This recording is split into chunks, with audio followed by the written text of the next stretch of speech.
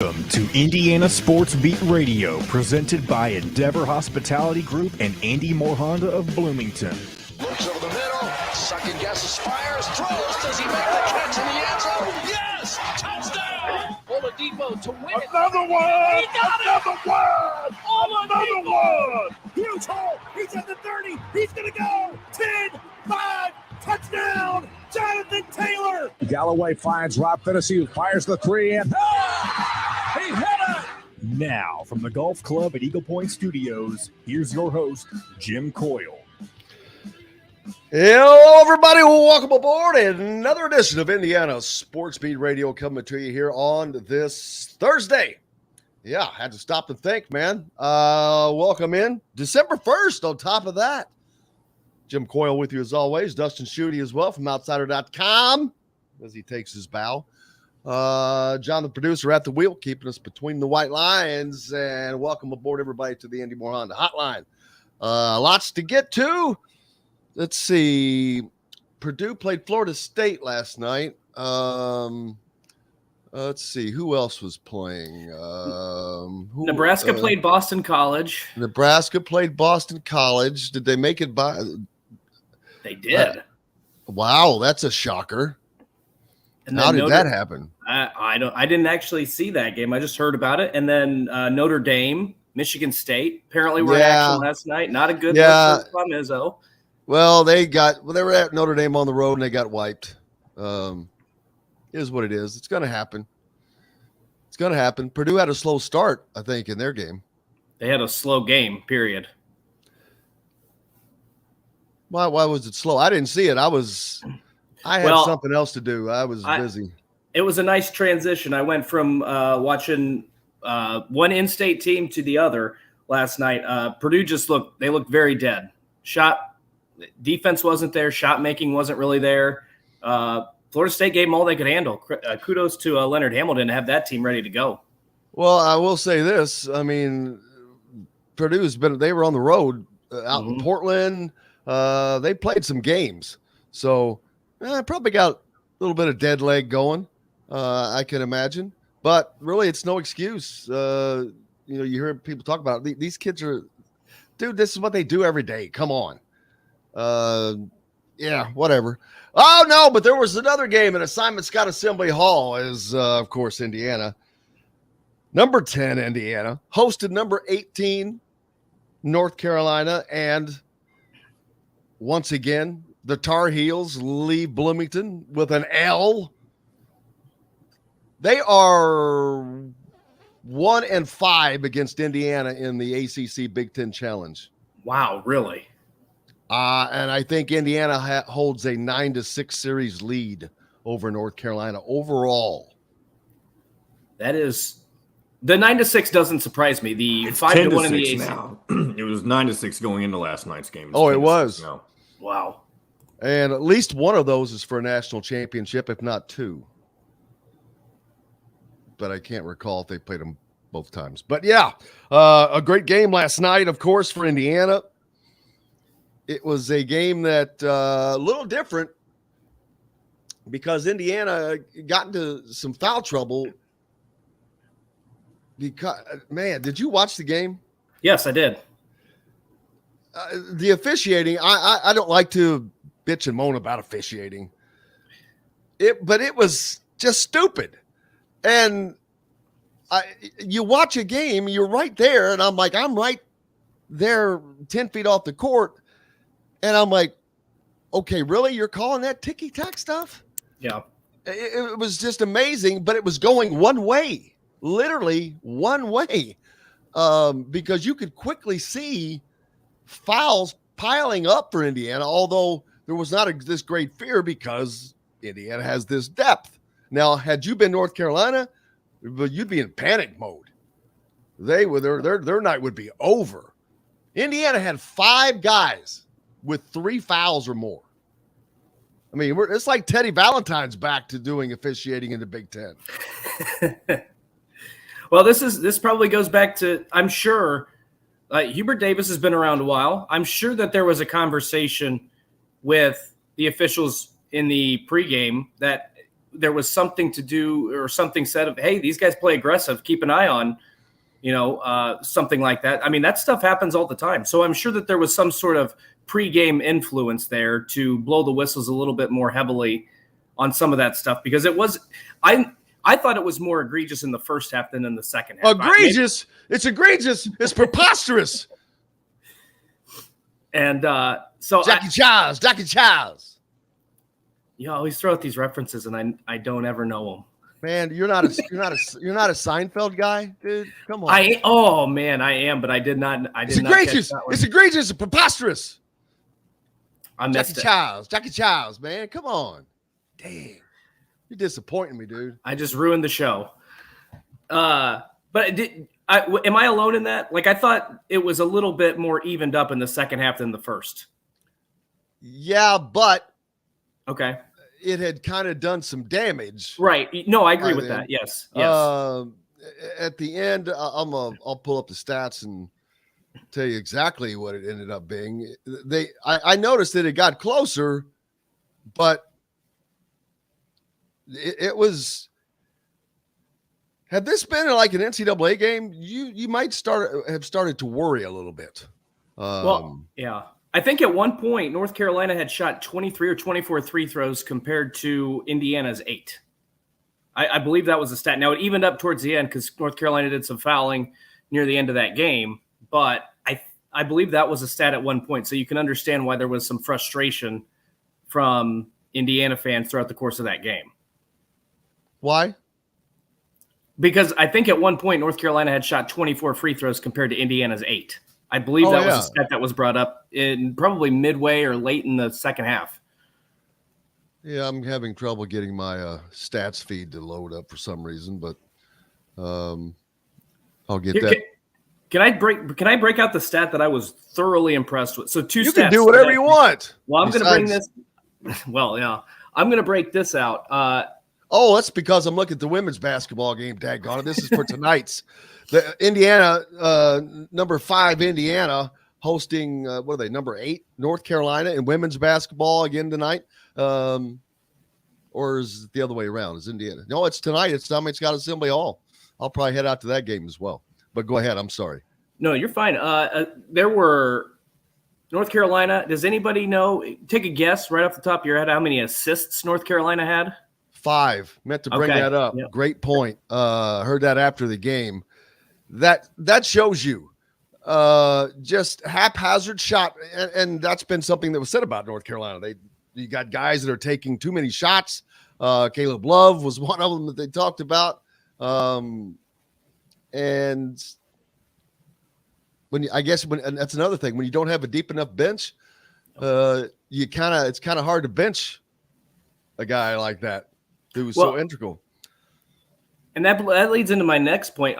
You look at the stat sheet and only 10 turnovers for North Carolina. It felt like a lot more, but I think what happened was Indiana's defense was so good that they forced so many terrible shots that it felt like there were more turnovers in that game because Indiana's defense was they were just hounding. So North Carolina had to settle for long jump shot. It felt like I'd have to go back and watch the game, but it felt like 4 or 5 possessions in a row early in that second half. North Carolina just settled for elbow jumpers, contested elbow jumpers, and Indiana was able to get the rebound and go down and take advantage of those missed shots. I mean, this team defensively, I think there's still a little bit of room for growth on the offensive side, but this team defensively is as good as anybody in the country. And that's the whole premise of Mike Woodson has based his coaching on. Started last year, and it is carrying over. Like I said, I was on with another radio show up in Fort Wayne before this one, and the learning curve not there this year. You had Trace Jackson Davis return, you had Race Thompson return, you had Jordan Geronimo, Tamar Bates, Trey Galloway, these guys that they've already been through this. They already know the deal. They've learned it. Now they just got to keep getting better at it. Last year they're learning it still. It's been an entire season probably learning it still. Now they come in, they already know it. Now they just got to keep getting better at it and integrate a better offense, which this defense is promoting offense. Another stat that Hubert Davis pointed out, off of those, North Carolina had 10 turnovers, but guess how many points Indiana had off the turnovers? 17. Wow, 17. Yep. Boy, are they converting. That's at a very, very high rate. And those 17 points, I think those also count as paint points, according to him. So that's Indiana 50-24 in the paint. 50-24. Yeah. North Carolina's not going to beat anybody getting pounded 50-24 in the paint, especially when they're shooting 28% from the 3-point line. On top of that, Jay Billis, I know you didn't hear this, but Jay Billis had a great line last night during the game. He said, tonight the paint has just been a rumor for North Carolina. Oh, yeah. I mean, he's basically, I mean, Indiana, we've talked about Indiana needs to get better shooting outside of the painted area, be more efficient outside, whether it's 3-point line or just knocking down some jump shots.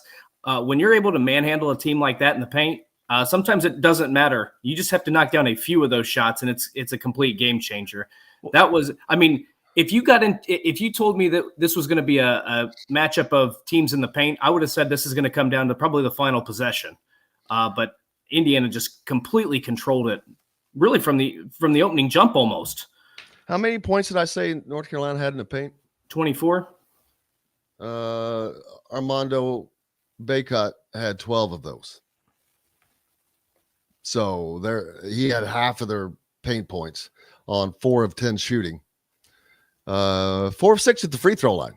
That's another place. That's where North Carolina, if it hadn't been for, I'd like to know what this game would have been like had all these stupid fouls not been called, because North Carolina picked up 20 points at the charity stripe. 20 points, 20 of 27, 74%.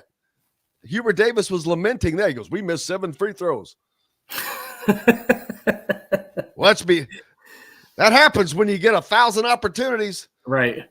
In Indiana actually ended up getting to the line 18 times. They hit 12 of those. That's only 66%. They got to keep those short up. But I'll tell you who, the man, I know Trace Jackson Davis, 21 points, 9 of 16 from the field, 3 of 6 at the free throw line. He could have done a lot better there. That's who hurt Indiana at the free throw line. Trace Jackson Davis's 50-point night. But another double-double with 21 and 10, 4 assists on top of that. But Xavier Johnson, I cannot say this enough. Xavier Johnson, without Xavier Johnson, this team is not who and what they are right now. Right. Just like Trace Jackson Davis. But if you take Xavier Johnson out, this team is not as good. And I will disagree with anybody that says otherwise. He is consistently, game after game now, playing like this. 20 points last night, 6 of 12 shooting, 50% from the field for a guard. He was 0 for 3 from behind the 3-point line. No big deal. He was 8 of 10 at the free throw line, a crisp 80%. He pulled down 8 rebounds and had 4 assists. Man, and that's your point guard, baby. That is. And towards the end of that first half, he created 2 turnovers that led to Indiana points to give, I think it was to give maybe a 12-point lead or something. I don't remember the exact score, but he was getting it done on the defensive end too. I mean, this kid is, you talk about, I don't want to talk about a complete transformation, but you talk about a kid who is completely now bought in to what Mike Woodson is selling. And he is willing to get it done on the offensive side. He's willing to get it done on the defensive side. This is a player he's playing like a man on a mission. And you mean like his man with his hair on fire? Yes, exactly. That's exactly how he's playing it. It's fun to see him when he is in a rhythm, when he's having fun out there. It's fun to watch him play because he can completely change the dynamic of any basketball game he's in. And I had questions about the defensive side last night against North Carolina. I don't think I have any questions about what he can do on that side of the floor anymore. Without question. Appreciate you, Mike, listening from the land of legend down there in French Lick. Appreciate you very much. As a matter of fact, you should tell the folks there at Q100 they need to be carrying Indiana Sports Beat Radio. You should give them a call and tell them that, as a matter of fact. Let's see. I don't want to miss out on any great comments because you guys are already hitting it up. Appreciate you, Howie. Forrest is on early. Mike, John, man, I appreciate that. We try to always put on a great one, but yeah, it seems like some are just a little bit better than others. Yesterday was a very, very fun show. Thanks again to Jay Billis for joining us yesterday. In addition to Scott Davenport, I'm going to get Scott on here a little more frequently. He's kind of funny. You missed out on a big day yesterday, my friend. That's what I saw. That's awesome though. Those were some great additions to the show. I'd gladly step aside for a show to for those guys to come on and take my place. They have far more interesting things to say than I do. That's for sure. And last night's post-game show with Todd Leary and Charlie Miller. If you have not caught that, make sure you do because it was late. I promise you that. So that's out, of course, at Indiana Sports Beat Radio's YouTube page as well, where you are right now, if you're watching and not listening on radio. But the post-game show, well, that was tremendous. Been trying to get that down. It's a tough thing to do because I need to be in the post-game press conferences, but it was causing us to wait like 25 minutes to start. And so I was trying to find a balance. Last week I tried to show the pressers, and then finally I'm like, you know what? They don't even need me on there. I was like, Todd, we need to get you and somebody else. And that's what I've been trying to talk about for 2 years, and you couldn't think of two better ones. I mean, but it would be like, can you imagine Joe Hillman and Todd Leary on there? Boy, I would not have Joe Hillman and Todd Leary together after an IU loss. I can tell you that. They would both be the same. Kevin and Brian Evans is along that. Oh yeah, Brian Evans. Hopefully he's joining us today at 9:30. John, don't forget. You told me yesterday he wasn't coming on. Nope. But hey, we got to take a break. He's going to try to make it on. He's got a doctor's appointment today, but he's going to try to join us. So we'll see if he can make it on. But we've got Matt Taylor from the Colts with us for sure, and Kyler Staley from the Hoosier.com will join us. We'll go over last night. A ton of recruits in the house. A ton of recruits for Indiana. Big-time recruits. Flory Badunga, who has all been thought to be locked up elsewhere. I just don't know how you look and soak up that atmosphere last night. Yep. Cincinnati is not going to have that ever. We got more to talk about when we come back here at Indiana Sports Beat Radio, brought to you by our good friends from BB's Market, a part of the Endeavor Hospitality Wow Club. BB's Market is your local meat shop, caterer, no matter where you live. They've got a full service bakery in addition to the greatest meats around, in addition to fresh made breakfast, lunch, brunch, whatever you need. I'll be there tomorrow, baby. I can't wait. I got to hope Chef JD's in there. We've got to get some good stuff built up, but we're back with more right after this. We'll be right back to the Golf Club at Eagle Point Studios for more Indiana Sports Beat Radio with Jim Coyle, presented by Endeavor Hospitality Group and Andy Moore Honda of Bloomington. Whether you're visiting... Hey, tell Brian I'm going to send him the link here in a second, and I'm just going to move Kyler to 950. Brian Evans, the guy we just talked about. Hold on, I'm going to try to switch this really quick. You're good. This might be a advantage.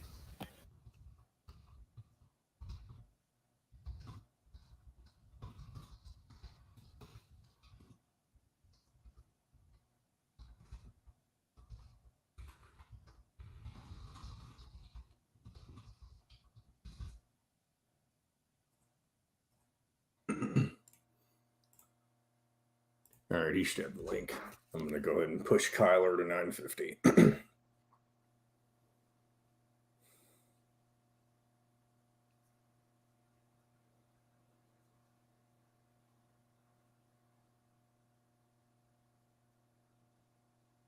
Who? What? I'm pushing Kyler to 950. since you have Brian Evans coming on at 9:30. Well, maybe. Well, either way, I need to push him. We'll have him regardless. It's just a matter of Brian Evans. You said he needed to do 9:30, right? Well, since Denari's not here, Yeah. it doesn't really matter. Is this better? It looks better. I think. Oh, yeah, that actually looks really good. There's still a window. I thought it might still. All right, I need to make a decision on this. I can't just have them both come on at 9:30. What do you want me to do? Just relax. I'm going to text Brian. Just chill. Was the summer of '69? That's Brian Adams. You can have you can have Kyler at 9:30, and I'll get Brian for after. That's fine. Makes it easier on him. Well, good. We'll do that then.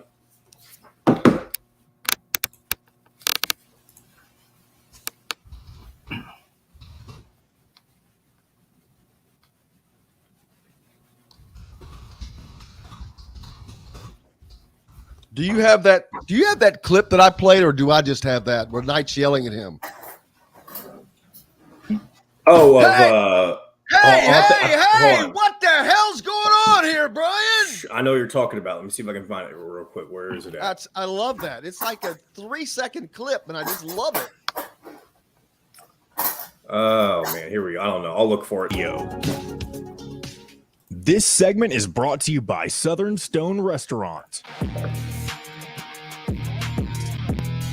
Now back to the Golf Club at Eagle Point Studios for more Indiana Sports Beat Radio with Jim Coyle, presented by Endeavor Hospitality Group and Andy Moore Honda of Bloomington.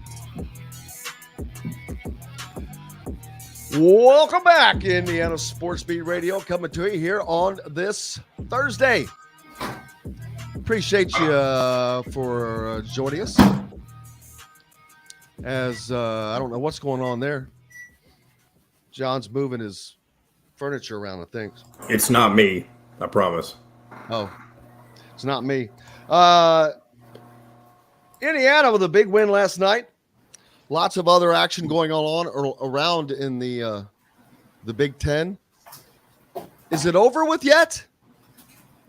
Yes. So the ACC is going to win the final Big Ten Challenge. Yep, 8-6, unfortunately. Who lost the game that shouldn't have been lost? There's probably two. Well, Penn State had a chance to beat Clemson. That game went into multiple overtimes. They had their chances to win that game. I would argue Michigan State probably should have beat Notre Dame. And off the top of my head, I can't. Kind of hard to say that when they got waxed by 20. Well, right, but I'm saying if you head into that game, you probably would have written down Michigan State as a win in that category. I think Rutgers got beat by Miami, if I remember correctly. There were a lot of games that should have gone the other way. Wake Forest beat Wisconsin. Who did Rutgers lose to? Miami. Oh, daddy, big bucks. Money well spent. Exactly. Money well spent. What's interesting to see what Miami is going to be like. Haven't heard a lot out of them, ironically. So, but we got bigger fish to fry. Like a Taylor. A Matt Taylor, so to be specific. How's it going, my friend? Yo, you got me? Can you hear me? Oh, brother, like a dream. Yeah, what's up? How we doing? Well, just hanging in there. We had a volleyball match last night to go to, and nothing else big happening around here. Did we win? Yeah, I was kidding. There was no volleyball match. It was Indiana, North Carolina. I don't know what you're into these days. Man, there's coverage everywhere, baby. No, we've been talking about the Indiana North Carolina game. I'm sure that you probably were fast asleep by then, or maybe caught the first half. I did catch most of the first half, but these 9:15 tip-offs they don't jive with my schedule. So I did catch most of the first they don't half. jive with anybody's schedule. No. What time did you get out of there last night? 1 a.m. Oof. Yeah, that's like me on Monday night the other night. I went to bed around 2:45, I think. Yeah, that's the second latest I've left Simon Scott Assembly Hall. The other one was for a Duke game a couple of years ago. And the worst case, that's been 4 years at least, because I had not moved the show to Bloomington yet. And so I was still had to drive back down south. Woo! Yeah, that one was not a fun night. Not a fun night.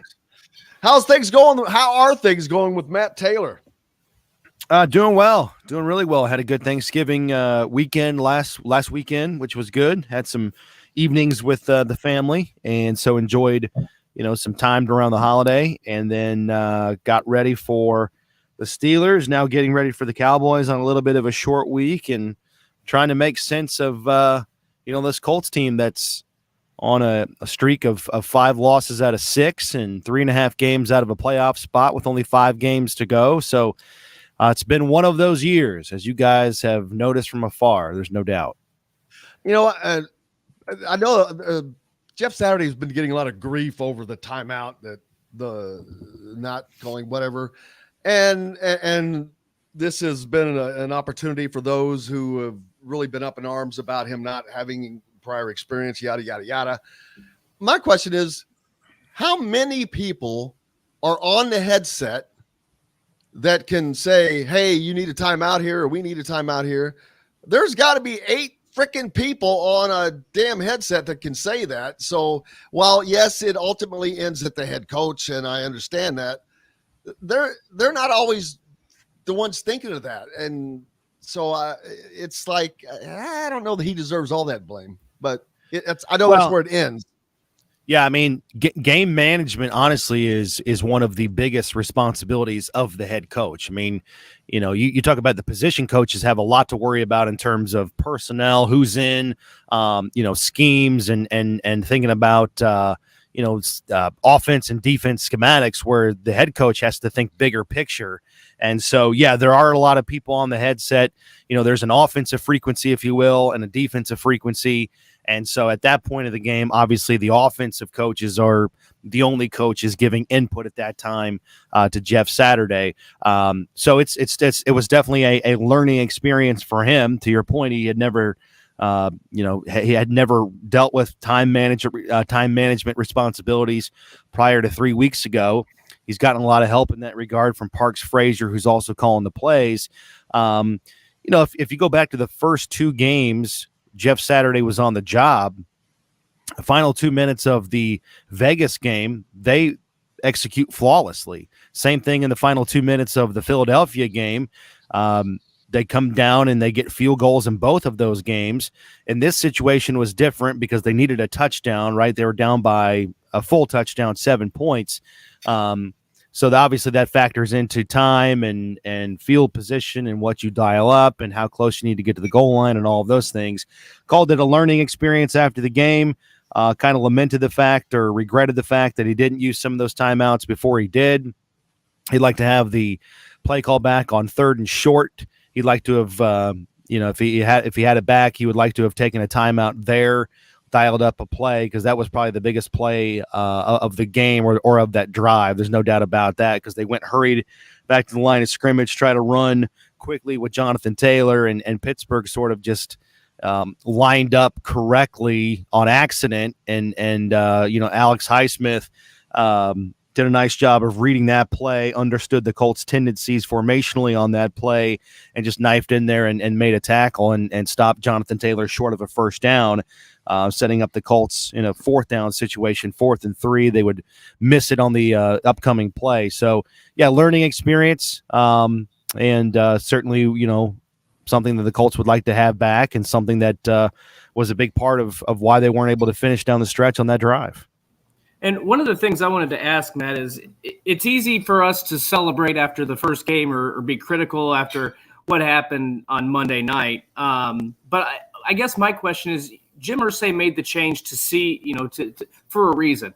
And I guess my question to you is, over these last 3 games, we now have a big enough sample size. Like, what are some of the things that you've seen differently, if there's been any sort of difference with this team over these last 3 games? Well, it's hard to tell because,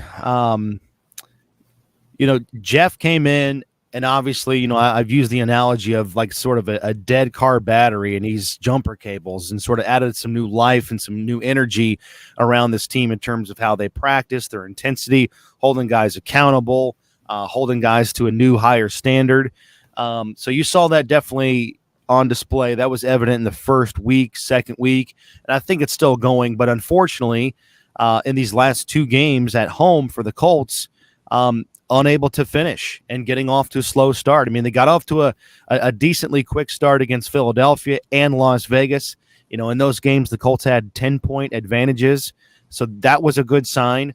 But in this past game, another slow start that was very indicative and kind of a common denominator of the team in the first half of the season. So that kind of reared its ugly head again. But they battled back like they typically do. They scratch, they claw, they fight, they don't give up.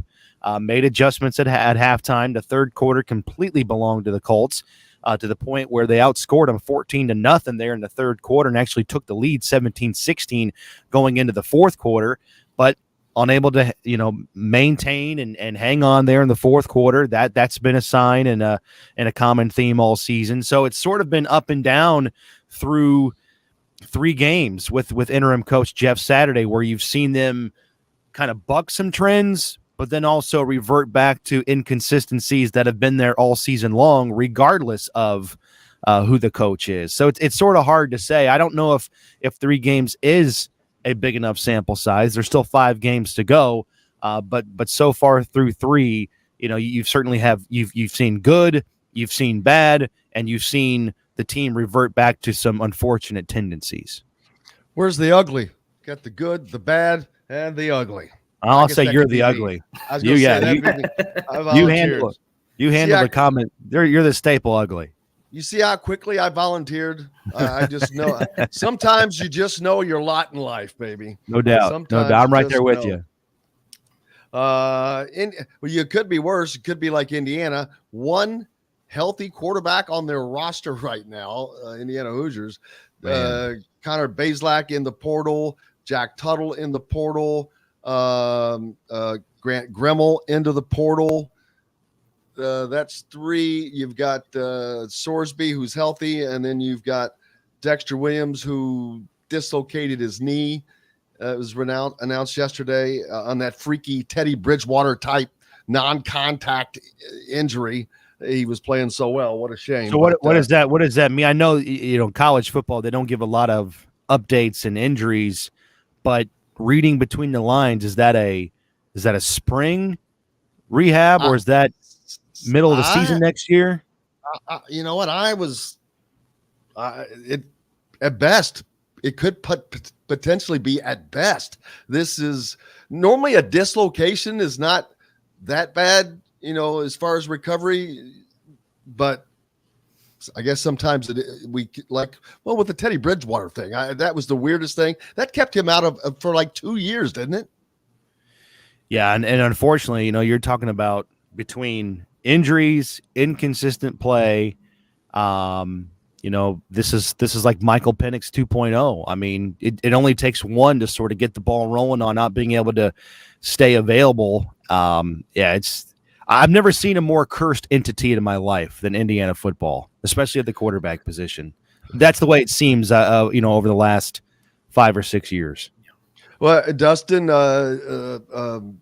there's some smoke to the Tom Allen to Liberty. The Liberty job opened.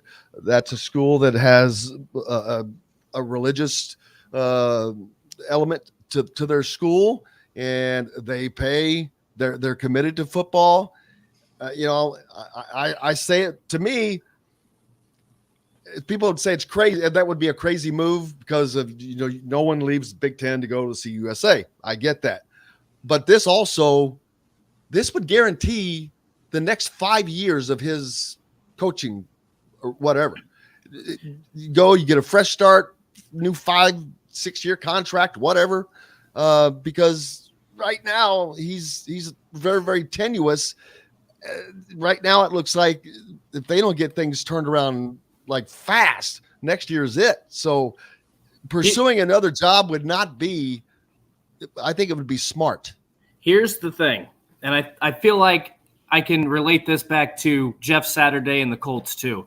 There is not a person on a sideline who doesn't believe they can't get the job turned around. You don't take these jobs. Like Jeff Saturday wouldn't have taken the job if he didn't think he could do some good things. Now, I'm not saying he thought he could lead the Colts to the Super Bowl. Don't get that mistaken. But he felt confident in his ability to be able to do some things, fix some things, and maybe put the Colts in a better position. That's going to be the same thing for Tom Allen. He believes he's not going to take that job. He loves Indiana. He believes he's going to be able to turn it around.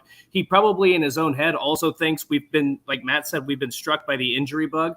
I mean, Matt talks to guys all the time in the NFL. These are confident people, and that trickles down to the college level. I mean, there's not a coach on the sideline that doesn't believe they can't get something accomplished. Matt? Yeah, also, too, I mean, if you're Indiana football and you have historically struggled because of inconsistency, you need to keep a coach and let him ride the waves of battling in the Big Ten, especially in the Big Ten East. And you just have to know that you're going to go through some peaks and valleys no matter who the coach is, because of the nature of Indiana football historically, what you're fighting against and who you're fighting with in your conference and specifically inside your division. So I'm not saying that Tom Allen is the best coach in the history of Indiana football, but he needs to be the coach now and going forward to provide you some program identity and some program stability so that he can recruit the players that he needs to fit him, his culture, and his identity.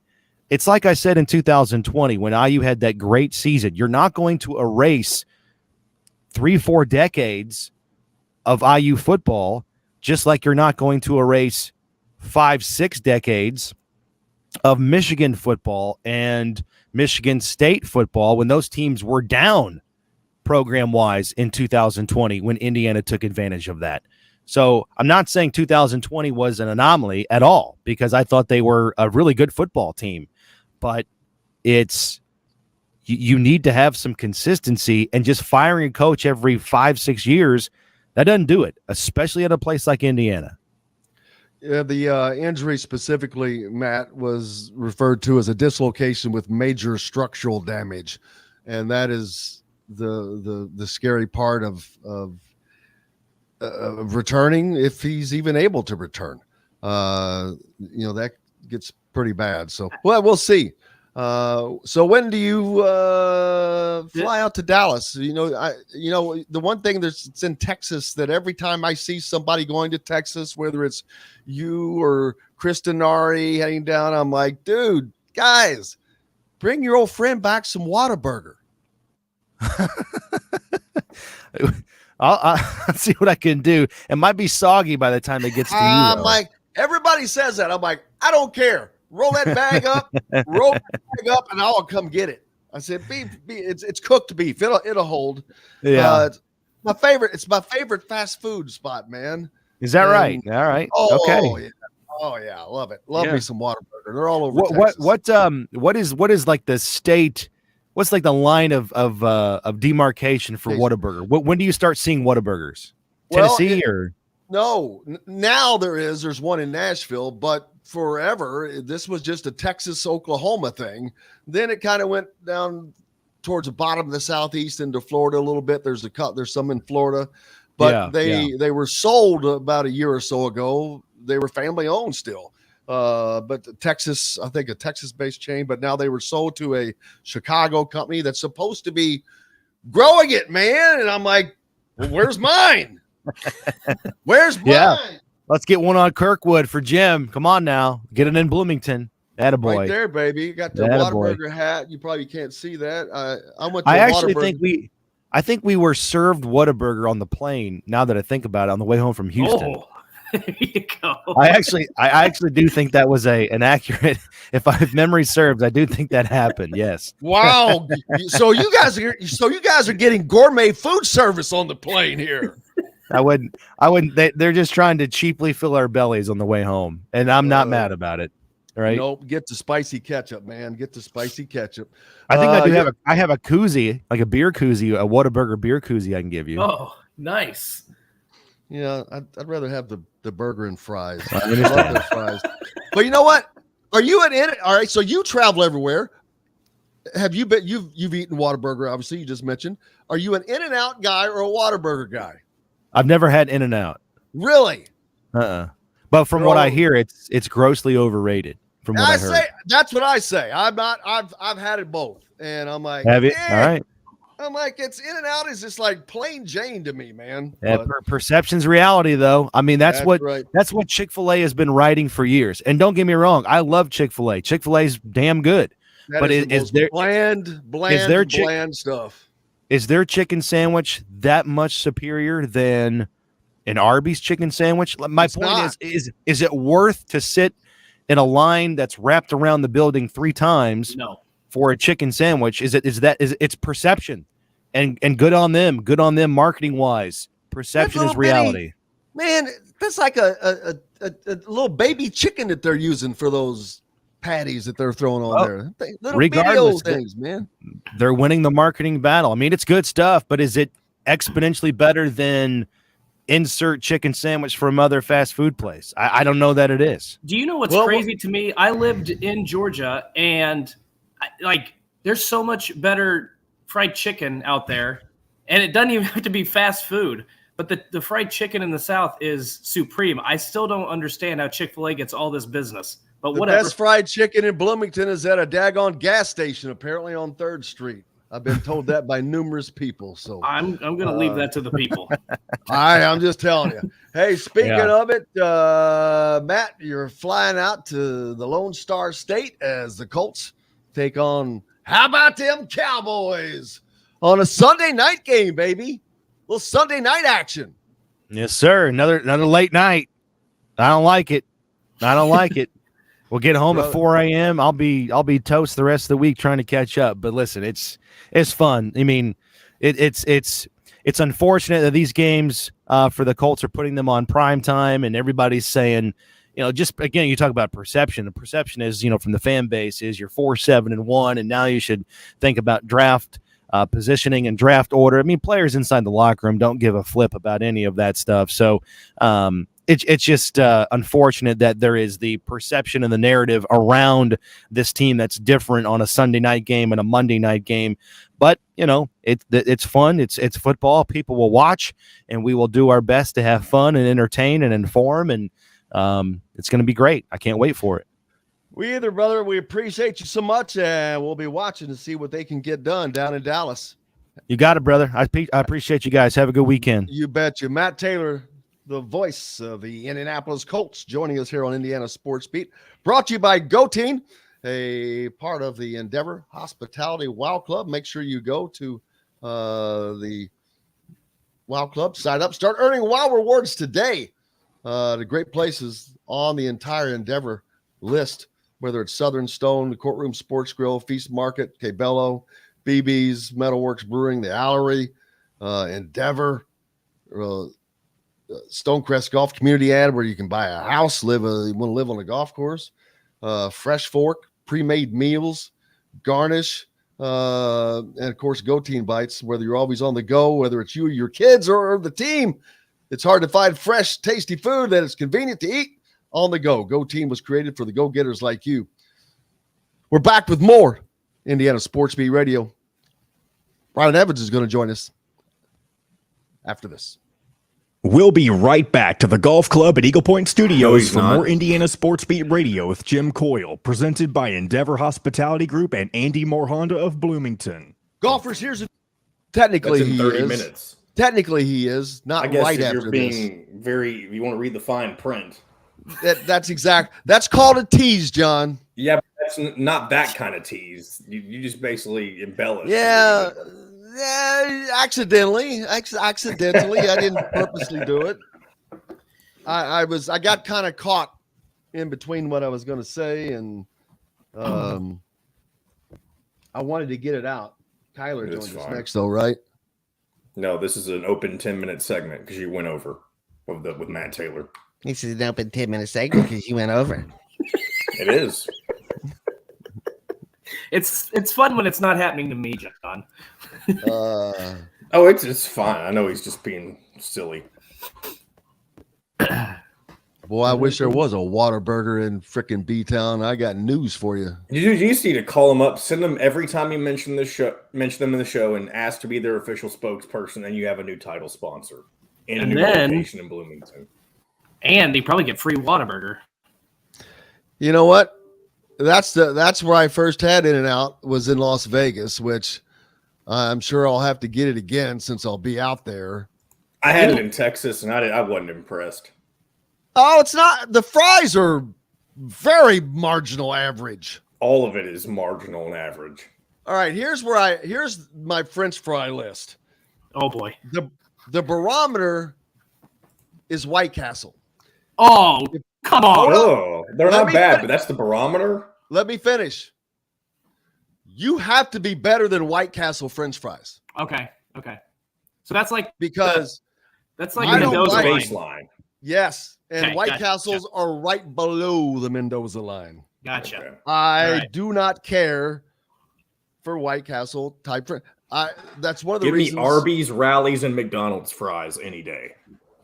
Arby's curly fries they might be the best. Nah. I'm with John on this. First of all, I like Whataburger has a spicy ketchup, by the way. Oh, I don't like. Just give me ketchup. I'm not a big. Don't put seasoning. I like seasoning in it. Don't put that in there. That's too hot. I just want it plain. I'll just eat some of yours. You know what? Here we go. Andy Moore Honda, Bloomington's #1 Honda dealer. Get more to your door with AndyMooreHonda.com. Come see us at the all-new Andy Moore Honda, now in Bloomington. This segment is brought to you by Remax Advanced Realty, Indy Home Pros team by Cheryl Sizemore. Now back to the Golf Club at Eagle Point Studios for more Indiana Sports Beat Radio with Jim Coyle, presented by Endeavor Hospitality Group and Andy Moore Honda of Bloomington. Welcome back, Indiana Sports Beat Radio here on this Thursday. Big post game day after Indiana. Number 10, Indiana took on number 18, North Carolina, and promptly took care of business tonight. Don't forget, the Indiana women's basketball team takes on North Carolina, the number 5 Indiana women's team, and I think North Carolina women's team is number 8. I believe. I'll have to pull that back up. Either way, it's going to be a top challenge, and I'm going to have to try to head out to that. This sucks for Indiana. They don't have Grace Berger. Not sure how long they're going to be without her, but, a lot of times that's good for a team, especially this time of year, because if you're going to have to learn to play without somebody, especially your star player, now's the time to do it. But also that just makes your team better because those minutes have to go someplace. Somebody else has to play more minutes and get more experience. So this could actually help Indiana as long as she gets back soon. Well, it could. I mean, yes and no. I mean, you're never going to be when you're without one of your top players or top player. It's never beneficial. But I agree with what you said in that. If it's going to happen, you want it to happen early in the season because Terry Morin is smart enough to make adjustments. We've seen she's a phenomenal coach. She might be the best coach in the Big Ten. And so this is going to be a huge test, though. What can this team do against they're 6th ranked, so it's a 5 versus 6 matchup tonight. It's going to be interesting to see what they can do. Interesting to see what her strategy is going to be tonight. But I do agree. I don't know what the diagnosis or prognosis is for Grace Berger. Hopefully she can get back. If not, you're right. You want it to happen early in the season so those players can get adjusted to that. Howie wants to talk about the headless deer behind you. Does he not have a head? Oh, he does. He does. He's out of the shot. It's a nice buck. I took a picture with him last night. I don't know if John can pull that up. That's not at the. Huh? Did you put your arm around him? Y'all have a beer? What was going on? I thought about it. Situation. A beer with a deer? Beer with a deer. That's a new segment. Hey, we just came up with a new segment. We did. Beer with a deer. Beer with a deer. What's it been like it out there for you? A lot of running this time of year. I got a lot of running. I got to keep the cardio up. So yeah, that would be. You got to keep the. See, let me just tell you, if I was the hunter, this deer would still be walking. He would still be out eating the shrubbery, enjoying a nice nap right about now. No chance I would have been able to. I love Culver's. Our good friends, the Laskowskis, are Culver's owners. I love that the food is tremendous. French fries, I'm not a fan of because they're the White Castle type. So there's that. So you're not a fan of crinkle cut, is what I'm learning. Not so much. More, I like the thinner. Ooh. So what about Steak and Shake? Because that's a shoestring. Very, very, very similar to those. Yeah, that's kind of like Whataburger. All right. So everybody dislikes their own stuff. Who knows? You get people loving Rally's fries. Just one person has mentioned McDonald's. How funny is that? McDonald's is that. I mean, they've changed. They've changed though. They changed the grease. They changed everything. It's not the same anymore. We're gonna have to there's gonna have to be a Twitter poll on that. I feel like they've been the same fries since like 1965. Delicious. They changed the oil. I'm serious. It's. Was there an announcement on this? That's how healthier. He's not kidding. They used to use like the burger grease or some weird I know that sounded weird the way that I worded that, but they did used to do something different. Wow, I missed the loop on that. I missed the memo. It's supposed to be a cleaner oil or something. Well, come on now. Why are we doing that? We saw the video of how they make the McRib. Why are we changing out the grease that makes the fry so delicious? Health, baby. It's all about health. Robert says he needs to tell me that this team this year is better than the team that made it to the Final Four in 2002. Well, there's a lot of teams that would beat that team. That team was not a Final Four team. They got there on grit and guts and determination. I don't know how in the hell I was at this game, and I still don't know how the hell they beat that Duke team. Are you kidding me? You had Carlos Boozer and who was the other dude that was on that team? Jason Williams, right? Well, Jason Williams, but another big is Carlos Boozer and another longtime NBA player. But, had Indiana had Kirk Haston like they should have, that would have been a whole different story because you'd had Kirk Haston, Jared Jeffries. Hello. Yeah. But that's that and yada, yada. Big Dave G's talking about the fried chicken down in Oldenburg. He likes that, so cool for that. Let's see what we have to take a break, John. Might as well if you're about ready to switch topics. Kyler Staley is going to join us to talk about. There was a lot of guys in attendance last night for that Indiana-North Carolina game that Indiana would sure like to talk to. Well, continue to talk to that they would like to see in an Indiana uniform. And what an environment for them to be in, what a game for them to see, what a level. That's the ultimate marketing right there, baby. I mean, that's great marketing. I mean, everybody does it, but you got to win. You had the whole thing going. You had the whiteout, crowd was into it. You had a big name team and a big win. National TV audience. You got Jay Billis in the house. After joining Indiana Sports Beat, I might add, yesterday. So there's that. But we'll take a quick break. When we come back, Kyler Staley from thehoosier.com will join us. Don't forget, we're brought to you by our good friends. If you're in the market for a home in the Indianapolis area, reach out to Cheryl Sizemore. Her 2 decades of experience could be the difference between you getting the home you want or not. Reach out to her, Cheryl at IndyHomePros.com. Or if you're in the Louisville, Southern Indiana, Floyd, Clark, Harrison, Scott County areas, all down through there, Barbara Pop Real Estate Services has served that community for 3 decades. No one can get you in the home quicker and more expensively than Barbara Pop Real Estate Services. Reach out to Barbara at barbarapop.com or my man Matt Lincoln, Matt at barbarapop.com. Back with Kyler Staley right after this. We'll be right back to the golf club at Eagle Point Studios for more Indiana Sports Beat Radio with Jim Coyle, presented by Endeavor Hospitality Group and Andy Moore Honda of Bloomington. Andy Moore Honda. Penguin Point, where the hell is that?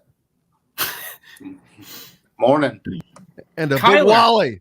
Finger You're not in point. the car. Hey, how about this? not.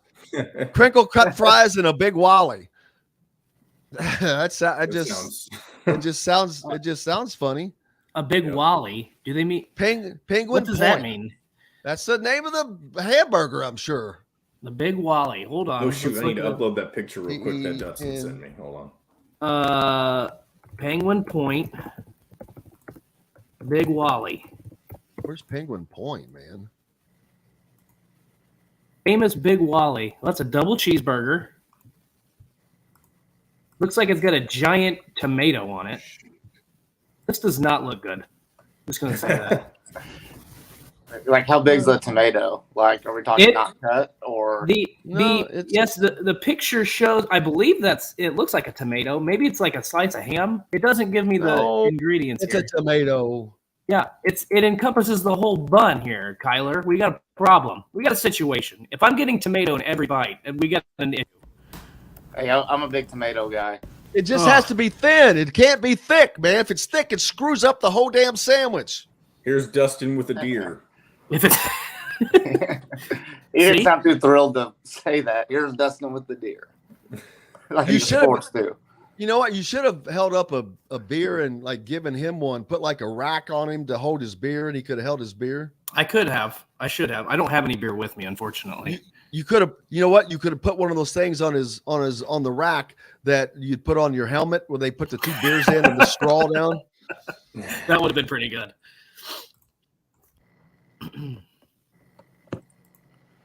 All right. So Penguin Point is all over northern Indiana. I grew up in northern Indiana. I've never heard of Penguin Point. They're I all believe over there the used to be frickin' one place. in Louisville too. Not too long. No, I shut down. can't imagine there was a Penguin. No, there was a weird fast food place called Penguin something, and it may have been 1, Penguin 2, Point, 3, but this 4, was just- 5, 6, 7, 8, 9. Looks like they have 9 locations up there in northern Indiana. Did you know in Corydon, Indiana, there's a Hey, Dustin, drugstore called Butt will Drugs? you drop out real quick and come back in? Your sound keeps getting worse and worse, and I've tried fixing it, and it's not doing anything. All right, here we go. I had to say because we're coming back. Realty. Let Cheryl Sizemore get you in the home you want today. Cheryl at IndyHomePros.com. This segment is brought to you by Feast Market and Cellar. Now back to the Golf Club at Eagle Point Studios for more Indiana Sports Beat Radio with Jim Coyle, presented by Endeavor Hospitality Group and Andy Moore Honda of Bloomington. Welcome back. Indiana Sports Beat Radio coming to you here on this Thursday from the Golf Club at Eagle Point Studios, high atop the 18th fairway. Dustin Schutte with me as always from Outsider.com. John, the producer at the wheels, keeping us between the white lines. And Kyler Staley from the Hoosier.com joins us now. Kyler, a big night in Simon Scott Assembly Hall last night for a number of reasons. Yeah, I mean, that atmosphere last night was, off the charts. That was like, the first time. I would even say it was a better atmosphere than the Purdue game last year. Obviously, that was a huge game for Indiana, but the crowd was electric. The students were electric from the start. They got in early. They were loud early. But Indiana just played an overall just great game. Defensively, they were locked in. Controlled the game, I thought, for the majority of the whole time. You saw North Carolina try to make a few runs, try to crawl back in at some points. But Indiana would just, get a couple big stops and a couple big scores. Trace Jackson-Davis played amazing. The guard play from Indiana was outstanding from, Xavier Johnson, Jalen Hood-Schifino, and Trey Galloway. Just an overall, just a huge win for Indiana, and I think they're starting to prove how legit they are. How about that start from Jalen Hood-Schifino last night, Kyler? I mean, that kid in the biggest game of his young, early Indiana career, he stepped up. He was not afraid of the situation, wasn't afraid of the moment. I know it didn't really necessarily carry over into the rest of that game, but in the first half, for him to step up, hit some big shots early and kind of provide that early spark to get Indiana out in front and play with a lead for most of that game. I was really impressed with his ability to knock down some big-time shots in a big-time atmosphere. I feel like even though they've played some games, they went on the road to Xavier, and they've played some other games, it can be easy to get distracted in the moment or be intimidated by the moment. I think you saw last night, there's not much that's going to faze that kid. No, and I think he honestly, I think he set the tone for this Indiana game last night. He has struggled, through the first 6 games of the season. But I think when I looked on the floor, I think North Carolina, kind of sagged off of him a little bit because they knew how much he was struggling. Jalen Hood-Schifino is not known as a knockdown shooter or whatever, but he was just feeling himself, at the beginning of the game, and the Indiana team kind of fed off of that energy. A little bit. Jalen Hood-Schifino is a very confident player. That's why, Mike Woodson recruited him. He doesn't play like a freshman. He doesn't have a freshman mentality. And that showed last night. He's not afraid of any big stage. It's kind of a game that he kind of needed. I felt like the first few games, it was kind of, when we're talking about Indiana's backcourt, I feel like the first few games, it was Xavier Johnson trying to figure out how to play with Jalen Hood-Schifino. And then, the last 3 or 4 games, it was Jalen Hood-Schifino trying to figure out how to play with Xavier Johnson. But I think now, they've kind of figured it out, which is scary for the rest of Indiana's schedule. But Jalen Hood-Schifino, just an outstanding night, and he really stepped up when Indiana needed him to. Yeah, and I've talked about this a couple times today.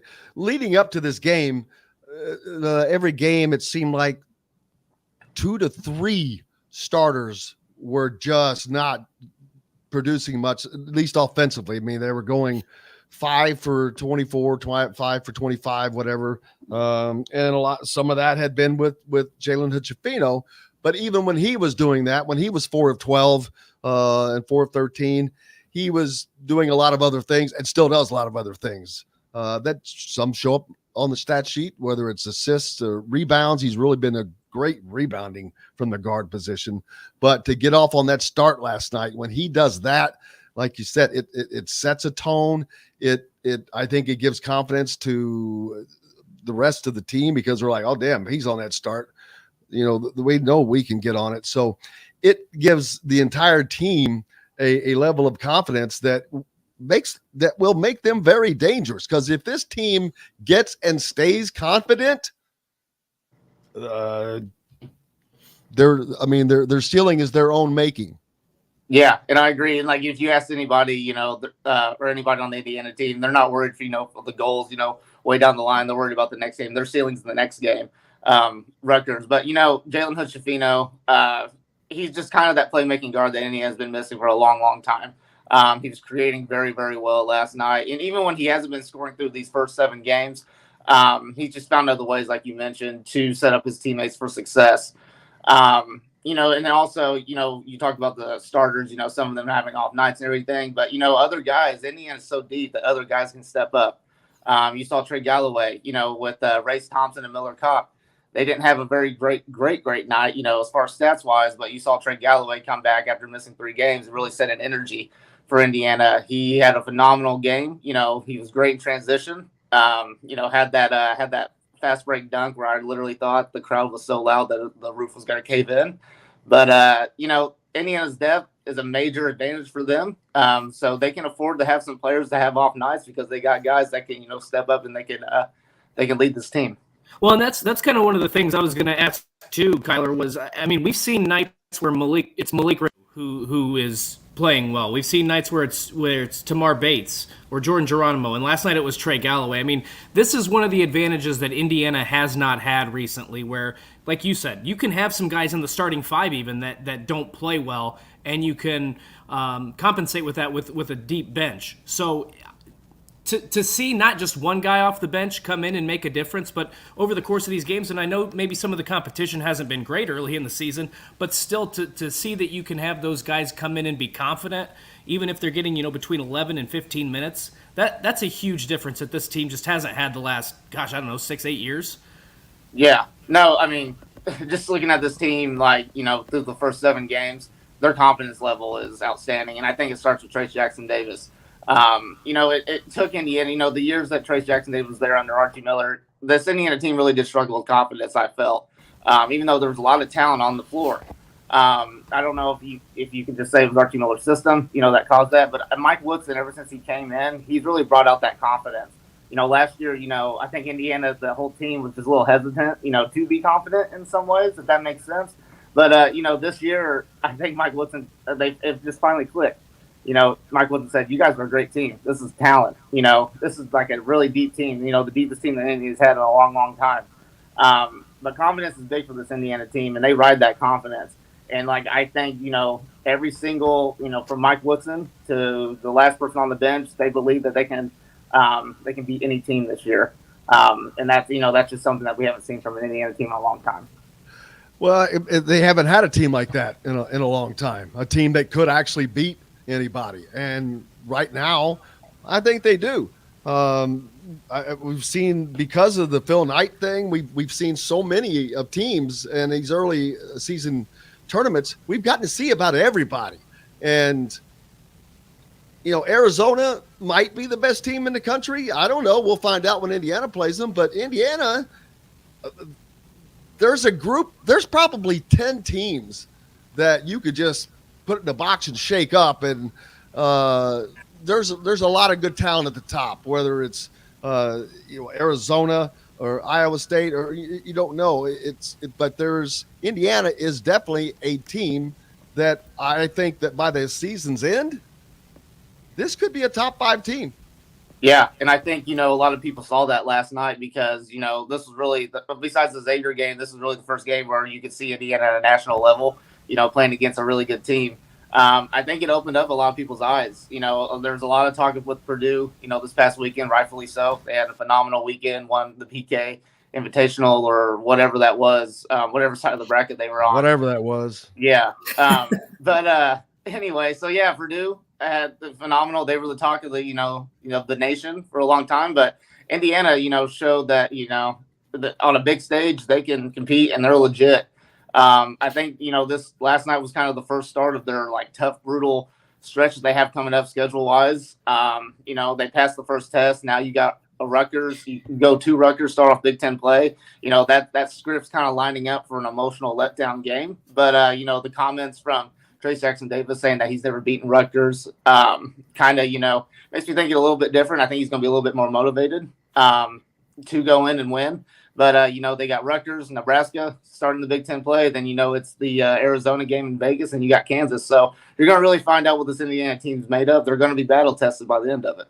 Well, and that's one thing I wanted to hit on real quick, Kyler, was I don't think the Rutgers game is more important because it's a conference game. And if you want aspirations of winning a Big Ten title, you got to go on the road and win that game. But what I'm more interested in is kind of seeing how this team handles success. And we saw it after they played Xavier, but you're not playing anybody really of note. I mean, you're almost basically playing you're playing in a bye game. This is where you're going to have two, and I know Rutgers probably isn't what it was last year or what it's been in the past couple of years, but tough road environment. As you mentioned, Indiana has had their struggles against Rutgers. This is where I see, how does Indiana handle success? This game's not going to be talked about nearly as much as the North Carolina game. I'm sure it is in the locker room, but not among the media or the fans. So really going to be interested to see how they kind of handle the success going on the road again in a tough place to play, a team they've had their struggles with. This is where I'm going to be really curious to see what this team is made of. Yeah, I mean, honestly, you could say challenges throughout the season, what they've had so far, North Carolina being their first real challenge. But, I think this one's about as challenging as it gets. Just going on the road, starting off Big Ten on the road. And, this team was picked to win the Big Ten Conference, and they got to prove that. Indiana in the past, they've had emotional wins. I go back to the Purdue game last year where they beat Purdue, and then the next game, they laid an egg. I think it was against Illinois. Typical, letdown game, and Illinois was a great team. Rutgers, has had their ups and downs so far this season, but like you said, playing at the rack, that's a tough place to play. Rutgers has had Indiana's number for quite a while now, ever since Trace Jackson Davis committed, so 2018. They got something to prove, Indiana, but this is a very team that's full of just motivation right now. They're hungry. They're still playing as the hunters, not the hunted, as they like to say. So this will be a really, really big test. If Indiana, I feel if they can go on the road and they can beat Rutgers and not have that letdown game, it's time to take them a lot more serious than what we're taking them. Also, Kyler, last night, Indiana was playing host to a ton of recruits in the house, a great environment for them to do so. Let's see, it looked like 6 total, 1, 2, 3, 4, 5, 6 that I know of. Only 2 in the 24 class, of which is kind of an iffy spot for Indiana, but one of those guys that was there in that 24 class is Flory Badunga. And the reason I say that is because, he's been long thought to be basically spoken for because, he's from Africa and there was a relationship already through AAU. And basically most of us think he was going to end up at Cincinnati, but atmospheres like last night, man, you can't just walk away and go back to Cincinnati and you're not going to duplicate that atmosphere. Yeah, he is, the most interesting when it comes to recruiting, kind of where his recruiting is kind of fallen at. I think Flory Badunga is maybe, just the most talked about in a way, these next few years. But, ever since, he started getting offers from Purdue, Kentucky, Michigan State, IU, it's just been kind of, maybe there is a chance right there. In Indiana, last week for his first game was 3 coaches deep, including Mike Woodson, Kenya Hunter, and I think Brian Walsh were there. So they're going to recruit Flory Badunga until the last minute, until he recruits. Flory Badunga has also taken a lot of visits. He's visited Butler multiple times. He's went to Michigan State, I think Michigan as well. But last night was an atmosphere that, this guy's now been playing basketball for more than 4 years, I think. He's never seen anything like this. Now, he was a Hoosier Hysteria, but that's kind of just different. They saw a game setting, which is probably something that opened his eyes just a little bit. So Indiana's going to recruit him as hard as they can until the very last moment. But, it's big that they got him for that game last night. Also, Jonathan Powell from that class was in attendance. Yeah, he was. So he plays alongside with Gabe Cubs at Centerville. They're actually in town for this week because they're going to be playing in Brownsburg for the Sneakers for Santa shootout against Cathedral. So Xavier Booker. So we'll be seeing Gabe Cubs versus Booker, kind of a preview to what they're going to be doing. And will you be there covering that with the Hoosier.com? Yep, I will be there all day, starting off, and then also players that are playing in that. You've got Flory Badunga that's also going to be playing. They'll be playing Ben Davis, which I'm very much looking forward to that game. And then Trent Sisley will also be there. I can't think of off the top of my head who Heritage Hills plays for, but a lot of Indiana guys there. Gabe Cubs, Jonathan Powell, obviously on the same team. Then you got Trent Sisley and Flory Badunga. But it's a loaded lineup. But so, yeah, back to Jonathan Powell, 2024 guy Indiana's had some interest in. I don't think there's an offer there yet. I think he has done a unofficial visit before last night as well. But, yeah, he just came on to Centerville playing alongside Gabe Cubs. So they make a really, really tough duo in the backcourt there for them. Another pair of guards, five-star guards, Malik Thomas and Trey McKinney, also in the house last night. Yep. So Trey McKinney, Michigan guy. Seems like to me he's more favored to go to Michigan at this point. From what I hear, the relationship's kind of strong there with Juwan Howard. Malik Thomas is a recent guy that they offered. Very talented guard, very versatile. He's very physical, very athletic guard. So obviously some 2025. So they're really trying to build relationships, this Indiana staff with those guys super far in advance. But, going to a game like this, a North Carolina game where you see Assembly Hall at its full max level last night, that's something big for them. And for these young guys, they're really going to take a lot from that. From what I hear, from who I saw, it looked like to me that every single player that was there last night had a really, really good experience. And then, of course, 2 others who seemed almost to be joined at the hip now. Trent Sisley, Jalen Harrelson, although they're not, play for different schools, different places, but both in that class, both being recruited almost equally as hard, different players, the point guard and the wing. But those are 2 guys that Indiana has definitely already put a lot of effort into, and we still have a long way to go before the end of that. Yeah, and I think when you look at the 2025 class for Indiana as far as who they're targeting, I think those 2 sit at the top of that class right now. Especially just definitely in the state. They had probably the next 3 best 2025s that are in state at games last week. So, they're kind of doing their due diligence there. But Jalen Harrelson and Trent Sisley, like you said, kind of joined at the hip. They're really good friends, played on the same AAU team, play on different schools this year. But it feels like every time, they're on a visit, they're both on a visit together when they can, when, their schedules aren't conflicted. But, Trent Sisley, Jalen Harrelson, Indiana's built a very, very good relationship with both of those guys. you obviously still got a couple more years to go with that recruitment. You know, they're going to get a lot more offers down the road. You know, other coaches are going to try to build relationships there. But Indiana's just done a phenomenal job so far with those two guys. And we've talked to Jim's mentioned this. Jim's mentioned this quite a bit. The thing that I'm going to be really interested in, you can always talk about the atmosphere at Indiana. You can always talk about these primetime games, but the missing link has been winning. And all of a sudden now we'll see, still a long way to go, but not just the fact that Indiana was able to get those kids into Assembly Hall last night, but the fact that they were able to win the way they were able to win, to juice up the crowd the way they did. I mean, how much of a difference does that make? Because I think Mike Woodson is a very good recruiter. And so I think that he's done a good job already. But how much does winning that game last night, and like I said, still a long way to go, but how much does just winning that game resonate with some of those players and their experience that they had?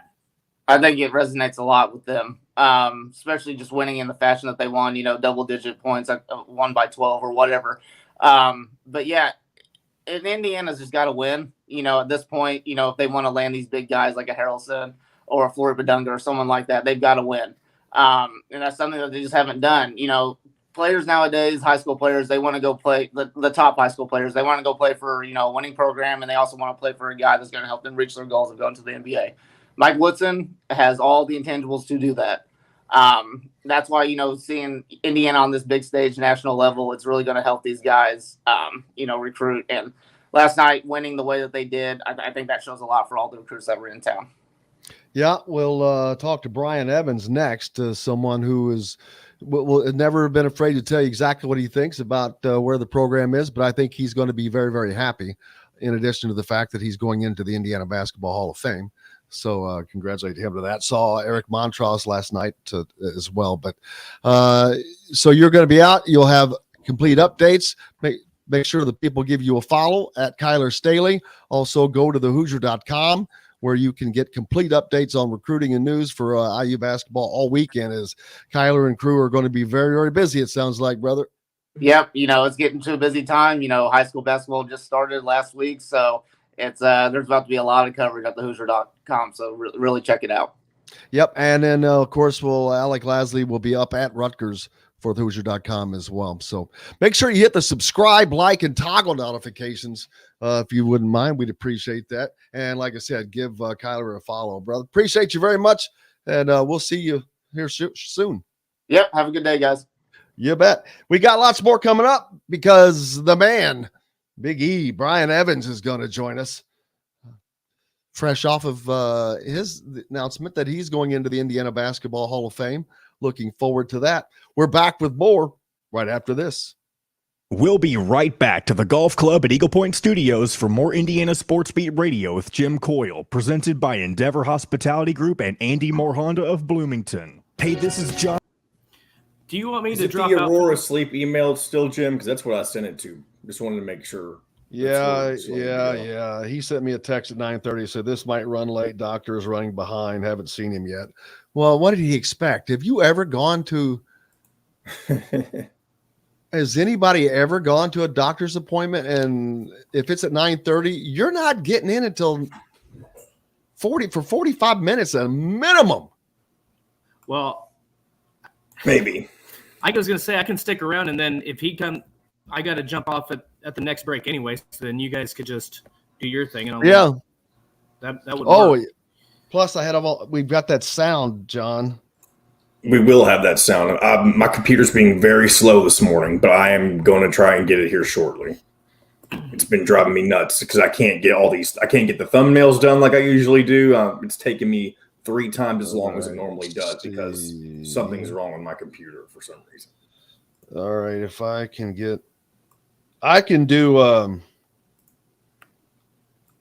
do Hubert Davis, because that's right at the start. I do have Hubert Davis. That's the only one I have right now, but I'm going to try to get the others here shortly. Well, you picked the easy one. Okay. What do you mean? That's what you wanted. What do you mean that's the easy one? I meant to play. I'm trying to help you out here with. I don't know why that was so funny, but it was.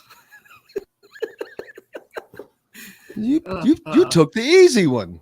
I tell you what, this Central Time thing, thing. And you're barely in it too. You're right on the edge of it. Why? Huh? Where are you? Right now I'm in Mammoth Cave, Kentucky. Oh, see, that's so dumb. This time zone thing. You have a state. Kentucky is cut right in half. Yep. Time zone. Well, literally. Tennessee is a little bit too. Oh, well, probably makes sense. Because Chattanooga is eastern, and then you get up to probably just a little bit south of Nashville is central. Okay, your channel. All right, here we go. We got about 25 seconds. But yeah, I've got Hubert Davis, and I'll try to get the other ones here. So here we go. Freeze your green fees for the next 2 years at Eagle Point. It includes tee times starting as early as up to 10 a.m. with 1 week in advance tee time bookings. You just cover your card fees. Now, there is a limited number of memberships available, so go to eaglepoint.com right now and get yours today. This segment is brought to you by Courtroom Sports Grill in Bedford.